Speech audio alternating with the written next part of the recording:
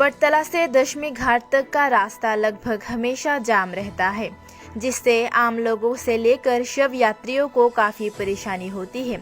इसी को ध्यान में रखते हुए अगरतला पूर्व निगम के सम्मेलन हॉल में क्षेत्र के विभिन्न क्लबों जैसे नवदिगंत युव समाज, जेपीसी, दशमी घाट क्लब के प्रतिनिधियों, यातायात विभाग के प्रतिनिधियों और बटतला बाजार बिजनेस एसोसिएशन के प्रतिनिधियों के साथ एक बैठक आयोजित की गई।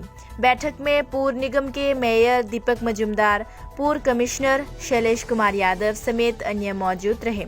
उसी दिन मेयर ने बटतला से दशमी घाट तक सड़क पर यातायात की भीड़ को कम करने के लिए उठाए जाने वाले कदमों के साथ ही राज शमशान घाट के प्रदूषण मुक्त वातावरण की जानकारी मीडिया को दी।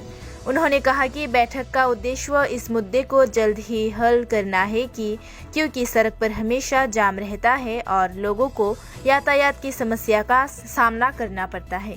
আগরতলা পৌর নিগমের পক্ষ থেকে আমরা এই বটতলা টু দশমীঘাট যে রাস্তাটা আছে, যেটা বটতলা বাজারে ঢোকার যে রাস্তাটা, মেইন রাস্তাটা, এটা প্রায় সময় ট্রাফিক জ্যাম হয়ে থাকে। বিভিন্ন স্কুটার, গাড়ি, যন্ত্রচন্ত্র রাখে, কোনো ডিসিপ্লিন থাকে না।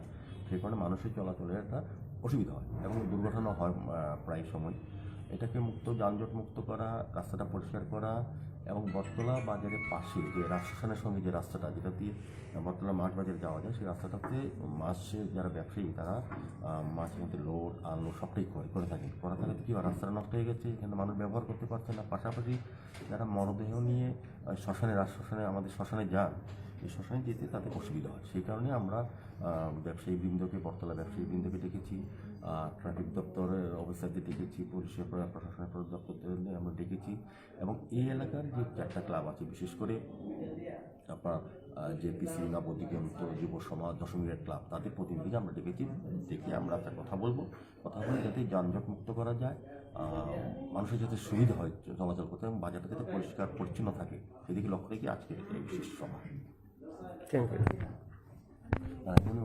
সবাই